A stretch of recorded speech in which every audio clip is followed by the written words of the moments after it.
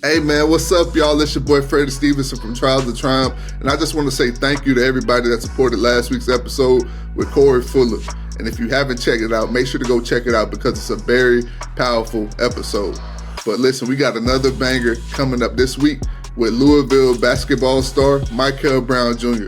Mikel Brown Jr. was one of the best players in the country coming out last year.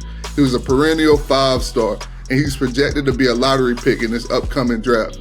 He talks about his journey and what he's done to get to this level, and he previews the Louisville-Kentucky game, one of the biggest rivalries in sports. So make sure to check this one out.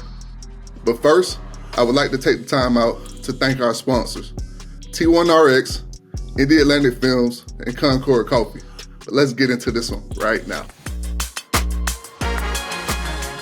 Let's get into it. Like, what's the adjustment been like for you from high school to college life?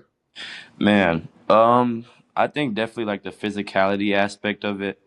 And they're obviously more experienced, so my team is probably on the older side. I don't want to say that in front of them, but they're more of on the older side. They're more experienced. Definitely, like I said, more physical, and they play harder than the high school level. And I think coming in, that was probably the main adjustment, just adjusting to the physicality and the speed of the game, especially on how we want to play. We want to play very, very fast. So I've adapted to it well, and I'm starting to get the hang of it now. So Nah, man, your ranking skyrocketed. I remember, seeing y'all at the top 100 camp a few years back, and your ranking just started to skyrocket through the roof. mhm. Kind of talk to me about the process and of your development and what ultimately got you to that level. Because you of course you had a lot of eyes on you at that point, but then you became a 5-star and one of the top guys in the country. Period. Yeah, that process was definitely not easy. Just because this game, you're not gonna make like, how do I say this? Mistakes are going to be made within this game. So I think the development side was just, constantly getting better, watching a lot of film on what can I get better at, and just how to improve and just staying in the gym and just working every single year. I really don't pay attention to that ranking stuff because once you get into college, that ranking stuff goes out the window. Like, you the new guy on campus, you got to prove yourself all over again. So I really don't look into that aspect of it. But yeah, the development part, man, is just taking it one day at a time and correcting myself on what I could have did better within the game and what read I could have made. And, ultimately that has got me to where I am now. And like I said, I put the work in. So, I think I deserve to be in the spot that I am in right now.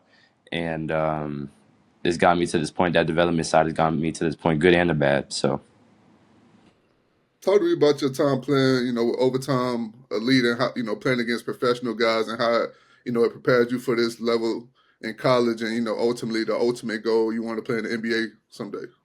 OTE was great. Like you just said, a lot of those guys, most of those guys, practically all of them have went to some type of high level D1, mid major D1.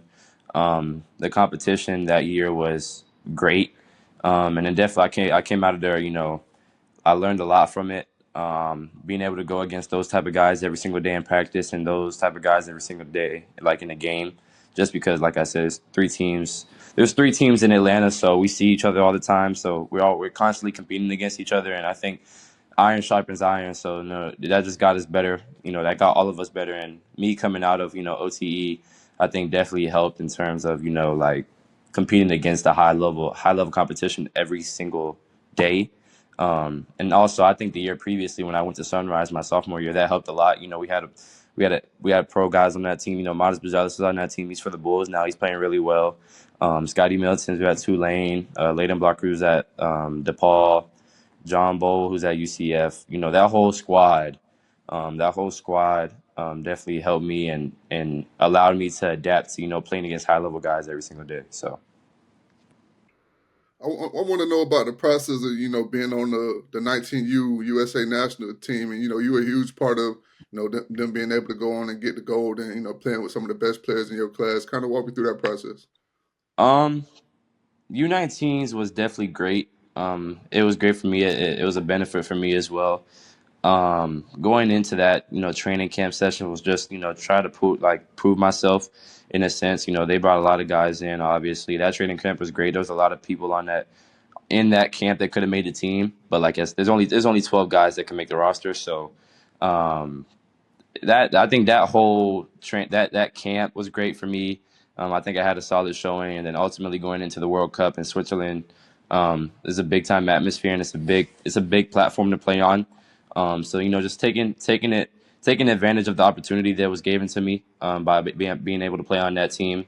Um, I think it was a blessing in disguise for me, just because kind of got, if you want to say, hype a little bit. I don't call it hype, just because I already knew what I was capable of. But coming out of that U19s, I think everybody is kind of seeing, that I'm trending the right way and I'm trending towards the right direction. So that's what I'll say about it. As a point guard, man, how do you? Because you're a scorer, like a real deal scorer. How do you hmm balance the ability, your scoring ability with the playmaking, the job as far as being a playmaker for your team and opening things up for other guys? Yeah, I think it just comes within the flow of a game. You kind of get to see what type of rhythm you're going to be in from the beginning of the game, see how the defense is playing you. If they're playing you tight, they're playing heavy gaps. They want you. It's basically saying you got to make a play for others. And then when the hole is open, and all in all, it's just really staying aggressive. As my coaches, here at Louisville say, we want you to be aggressive at all times and be able to just make the right reads. If the right reads you scoring, that's what the read is. If the right read, making a skip pass to your teammate for another one more, like a hockey assist, that's the right read. It just all comes with the right reads, and if that read is for me to score, then I'll score. If that read is for me to pass, then I'll pass. It's really just reading reacts. So You broke a lot of records at DME Academy. I wanted to ask you if there was a moment in high school that stood out for you, because I feel like we all have one, but I was wondering if there's one, one or two in particular that you can kind of think of. um, definitely, I'll probably say that 50-point game, just because I didn't even realize that I had 50. I kind of was just so locked in on winning that game. We played Dream City Christian. They were a really good team that year, a really really good team that year. So to be able to come in and get that win was big for us, and it was crucial for us. But overall, that season helped me a lot, just because I kind of built my confidence, going into that spring, into McDonald's, into Hoop Summit, into U19s. I kind of built that confidence to be able to do what I do. And I think, Coach Matt, the whole coaching staff, gave me an opportunity to be myself, and I definitely took advantage of it. Men were not built to coast. We were built to conquer. T1RX delivers physician-led testosterone therapy and supplements forged for operators. No excuses, no fluff, just results. Make sure to visit T1RX.com and take the edge back. And at checkout, use code Trials of Triumph to get 10% off of your order. I know you said you don't really care about the rankings, but there's a reason that you were a 5-star. hmm And that being said, you were the first 5-star for Coach Kelsey. hmm What was it for you that stood out as far as Louisville that made you, want to commit and, further your career? Man, I'll just say the family aspect of it. Just to be able to, see my family all the time here. My dad comes into practice and watches practices a lot. Where my whole family's here, my whole family comes to watch me practice. To be able to just have that access to where they could come in and see me in practice, and my dad can see what I have to work on in terms of, how you're going to get yours in the system, and how you're going to, make plays for others within this system. I think is definitely crucial for me. I don't look at it as my decision. It was definitely a family decision at the end of the day. So, to be able to play for this type of coaching staff and Coach Kelsey, man, is definitely a blessing. You're a person, of course, with all the ball that you played at a high level early on, kind of, walk me through the process, because this is a new level. Like they say, new levels, new devils. How do hmm you deal with the pressure at, this point, knowing that everything is going to be heightened? Um, I don't look at it as pressure. I mean, like I said, you're gonna have ups and downs. Ain't not everything's gonna be clear skies and sunny days. Like you're gonna have those days where maybe your jump shot's not feeling good, nothing's going in the basket for you. It's really on how you're gonna affect the game. You got to make an impact on the game somehow, some way. And if that's making plays for others when your jump shot's not falling, or that's getting a crucial stop at the end of the game. I think that just comes with it. I don't look at it as pressure. I look at it as I'm setting expectations for myself because I know what I'm capable of, and everything else will take care of itself. You talked about it a bit when we came on here as far as adjusting to college, but have you had any vets on the team that have kind of walked you through the process and tried to make the process easier for you? 100%, 100%. Practically, like I said, we have an older, more experienced team. So everybody has their experiences within this in this game of college basketball, and to be able to ask them questions, when we're in practice, or like how do you make this read, or how do you set this play up, or where are you supposed to be on the defensive end, what spots are you supposed to be in, how do you play, like how do you deal with this situation within the game. I ask those questions a lot to my teammates just because, like I said, they've been there, they've done it before, they've experienced it, and to be able to have them on my team, to be able to have every single one of my teammates that has played in the college ranks for a long time, is definitely a blessing just to be able to ask questions. I saw that when you committed to Louisville, you got a lot of love from Donovan Mitchell. Hmm. And two questions. I wanted to ask you how you felt about that moment, with him going on to do, what he did at Louisville and how he's dominating in the league now. And then any guys in the league growing up that you tried to model your game after. That relationship with Don is great. He constantly is. Me and him are texting back and forth on him watching my game and him giving his thoughts on what I could have did better, what he liked. It's just he's really telling me all the same things, man. Just keep your head down, stay working. And ultimately, he told me like I look forward to seeing you and playing against you one day. So that's just it's just motivation just to be able to have him by my side, and being able to have him in my corner. I could ask him anything. I could hit his line. I could call him and just talk about what happened in the game, or how do I deal with these certain type of situations. So to be able to have him in my corner is great. And some people, I don't have any specific type of people that I model my game after. I watch every single point guard in the league. I watch a lot of basketball. I don't watch any specific player. I'm just constantly watching just to learn more about the game and learn how to make better reads and be a better point guard and be a better leader. So I'm watching all of it. I wanted to know for the fans that'll watch this and people on the outside looking in that doesn't know what the life of a athlete at your level looks like. What does a normal off day look for you as far as balancing classes and working on your game? Usually I have my classes in the morning, either a 9 or a 9:30 class that it goes probably about like an hour. After that, I'll probably go to practice facility, get some treatment, go back home, do some homework, make sure I eat. I eat breakfast, I eat lunch. Um, I'll probably go back to the gym, probably around 1 or 2 o'clock. I'm in there. I'm actually getting a workout in, working on everything, working on what I could have did better within, the game. Um, I do that a lot. I'll go back and watch film and see what I missed, and I'll go back in the gym and go correct it and just continue to work on it. After that, do more treatment, eat, go back home, chill for a little bit. Then I'll probably come back that night and shoot on the gun, just to get reps up. And then after that, probably stretching. I'll eat dinner. I'll stretch before I go to sleep. And then we got the next day. We probably have practice around 3 a.m. So 3 p.m. Excuse me, 3 p.m. And it'll be the same day. It'll be the same thing all over again. I try to keep a steady routine. Okay, that's just to build on that, man. You see a lot of athletes that kind of struggle with, like when I played at Florida State, you still have a lot of guys that would struggle with being disciplined about their nutrition. Some guys still going to McDonald's and Wendy's. For you, kind of speak on how important it is to be strict with your nutrition in order to get the most out of your body on game day. Man, that's one of the most crucial.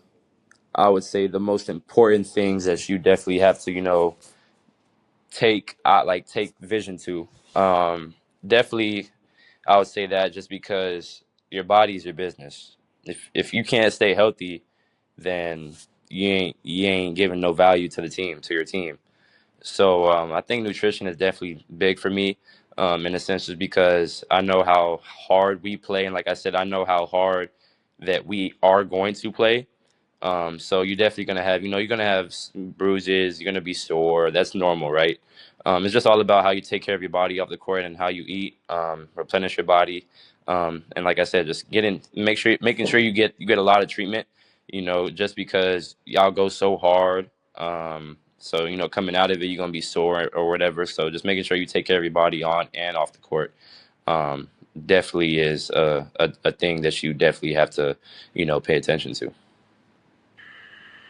As athletes, you know, we all face moments during our careers where we may have doubts and may have to deal with some adversity, whether it's family or whatever. Could you kind of talk to me about a moment, whether it was you dealing with doubts or injury, whatever, where you had to push through adversity and it was kind of tough for you? Yeah. Um, there's been a lot of moments. It's a lot of moments. Trials and tribulations. If you had a bad game or you're having a stretch of bad games, you're not really shooting it the way you want to and the way you're capable of. Dealing with just little knick-knack injuries just because like it's annoying. It's annoying to be able to have like little minor aches and pains, but that just comes with the game, as I said, man, and I'm starting to get used to it now. But yeah, I definitely dealt with some injuries in the past. My freshman year, I broke my finger, my right ring finger. I had to get surgery on it, which caused me to sit out my freshman season. That process was long just because it was my shooting hand, so I had a cast on my shooting hand. So I definitely was working the crap out of my left hand. So not being able to shoot a basketball for a month like about a month and a half, 2 months almost. Definitely was different for me just because when I first touched the ball back on my right hand, it kind of felt weird. So to be able to get back to that full strength of my right hand being strong again was definitely a process. And you know dealing with, like I said, just dealing with normal injuries. You twist your ankle, um, twist my ankle a couple of times, and I'll be like, not this again, right? Like I don't want to go through this process again. But that just comes with the game of basketball. It's going to happen sometimes, and you just got to fight through adversity. So. We would like to thank Concord Coffee for sponsoring this episode. Fuel your day with Concord Coffee, Florida's favorite local roaster. Whether you're grabbing a freshly brewed cup on the go or savoring a latte crafted by our skilled baristas, Concord Coffee is all about bringing you quality and community in every sip. Visit us at our Lakeland or Gainesville locations or shop online to get your favorite beans delivered right to your door. Start your day the Concord way, because great coffee isn't just a drink, it's an experience. Concord Coffee, where craft meets community. Make sure to visit concordcoffee.com to learn more. When you away from the game, do you have any hobbies just to kind of get away from the game and clear your mind and have a little fun? Video games. I play a lot of video games. I definitely do that. I watch a lot of football.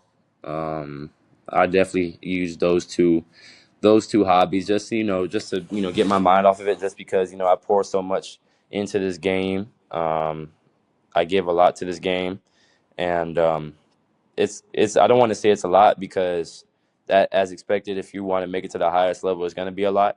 But I definitely, to clear my mind, I'll probably just go play the video game or maybe start drawing. I like drawing a little bit, and watching a lot of football. Just to keep my mind at ease.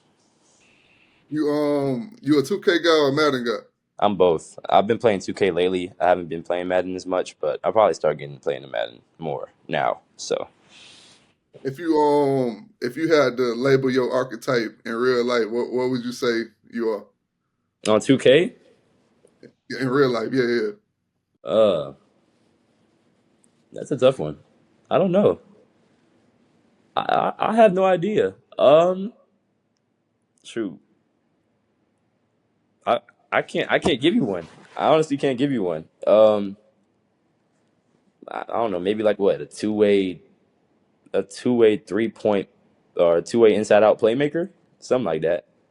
Yeah, I was going because I play 2K a lot. I don't really play football games. I was going because the one I see and it's more balanced now. That's one of my archetypes on the game is a two way. I think it's a 3 point shot hunter because they Shot can hunter. yeah they can pass. They nice from three. Got playmaking ability. Can dribble the ball. Then they nice on defense. And I think that's the best archetype for a point guard on the game. So when I see 100%. your game, I think it's similar, especially once you get hot. You talk about that 50. I wanted to ask you like when you drop 50 in the game, man. You say you don't feel it. Like, what does that feel like over the course of a game? Man, we were down the whole game pretty much. So I was just in the mindset of like, yo, we got to get back into this game. Like, we got to get back into the game. We got to cut it. We got to cut it to 4. We got to cut it to 2. We got to take the lead. Like, it was just possessions. Just I'll score, then go back down, and I'm so locked in on defense that I have to like, I'm zoned in, just trying to get a stop. Then we go back, go score again. Like, um, I just kind of zoned out. Honestly, I was just so focused on winning at that point. Um, that the scoring, yeah, I probably was scoring, but it didn't really matter to me. I just wanted to win the game so bad. So I definitely kind of blacked out. I just blacked out. I was zoned in. I was locked in on both ends of the floor, and I think that's what got us the dub.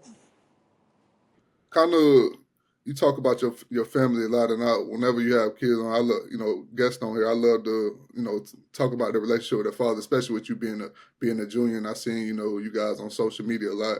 Kind of talk to me about your pops and how he's been a part of your development along the journey to and getting to this point. Man, he's been there every step of the way. Um, he's literally been there since day one. The moment I picked up a ball, he's been there for me. So to be able to have him in the gym, passing me the basketball and putting me through hard work, he's definitely gotten me to this point. And like I said, he's still continuing to do it. He's here often. We're in the gym often. He's constantly teaching me new things every single day. And I'm just like I said, I'm just kind of trying to be a sponge and absorb it all and implement it into my game. So he definitely is. I'm so grateful to have him as my father. That's what's up for sure. I wanted to ask you, like BJ's on the tear right now in the league. Yeah, Like he balling for sure. for Has it been sure. motivating for you on watching him do his thing? Man, it definitely has been motivating. We still talk about it to this day. I was actually playing a game with him the other day, on one of his off days, man, and I was like, "Dog, this man, they had the little 2K cover. They had the little 2K circle on the top of the is my player, and it says his name. I'm like, dog, like you're in there, like and you being successful, like you're being aggressive. To be able to see him doing what he's doing right now, obviously it's the beginning of the season. Me and him both said we just gotta continue to be consistent on both ends. To be able to watch him play in the league is kind of definitely motivating, just because I know it's literally right there, and he was in my shoes last year, being at Baylor, and being a freshman at Baylor, and making an impact on his team. So it's definitely motivating. Now that you guys are done with the exhibition games and you have your first real game on Monday, I wanted to ask you, what that moment was like for you. Putting on lacing up your shoes and walking in that first game. Like, were there any jitters there? Did you have to pinch It yourself? wasn't even like jitters. I was just like overly like excited, just because I never played in that big of a crowd before ever in my early career. Um, I mean, I can't even put it into words how like excited I was to step floor into the for the first time and to be able to play on that court for the first time, man. Definitely not the outcome that I wanted and we wanted as a team, but we learned from it. We had a bounce back game that next game, and we're looking forward to this game on Monday. You at Louisville and you'll get to be part of one of the biggest rivalries in sports. Period. Kentucky Louisville is it's like no other, man. It's hmm crazy. hmm Um, how are you looking forward to being a part of that matchup, and what have you heard about it so far? Man, that rivalry runs deep. It's been there for years. What do I hear about it? I mean, you hear about it every single day. Walking down the street, a Louisville fan, man, just beat UK, just beat UK, just beat UK. They definitely take pride in winning that game. Obviously, that game is a week and a half away, so I'm mainly focused on the game right now on Monday. Just taking it one game at a time, and when that game gets there, we'll be prepared for it. But yeah, just being able to be a part of that rivalry for the rest of my life, it's definitely fun when I look into it really. So. Man, I'm catching you, at the beginning of November before Thanksgiving, and I didn't want to get you off here without, asking you what you're thankful for at this moment in your life. What I'm thankful for? Um, I'm thankful just, to be able to be in this position that I am, just because it's not a lot of people that make it to this position. And I'm definitely not going to take it for granted. Just because it's a privilege to be able to, put Louisville across my chest, to be able to play for this program, and to be able to play at a high level like this every single day against, high level guys. And it definitely gets me better and makes me better every single day. So I'm definitely grateful for it. That's what's up. I got to give a major shout out to your parents, because I just watching you move around. When I met you a few years ago, a lot of people that come into a gym, they wouldn't know you as good as you are because you're quiet and you move around and you don't really say too much. Yeah. But when you get on that court, it's like, okay, I ain't know. So your parents, man, they've really, led you the right way, how you move and how you deal with people, just how you deal with people. A lot of athletes get a bad rep, a lot of people say that we don't treat, your everyday people, like they're human beings or we feel like we're above them. Mm-hmm. But just how you interacted with just people that were in the facility that didn't really have anything going on with the camp to the people that had a lot of power. I think that says a lot about your character and how your parents raised you. So I just want to say shout out to them for, how they've led you up to this point, man, because it's showing for sure. 100%. Appreciate that. Yes, sir. But, man, I appreciate you coming on. I'm a fan, man. I'm going to be watching the whole way. Continue doing what you're doing. You know what it takes. Continue to stay encouraged. And most importantly, man, block out the noise. I got you. Everybody with you when you're winning. Anything go wrong, you're going to hear all the noise. But regardless, good or bad, block it out. Because at the end of the day, nothing matters outside of that locker room. And that's, y'all know the goals. Y'all know what y'all do every day. Nothing else matters. 100%. 100%. 100%.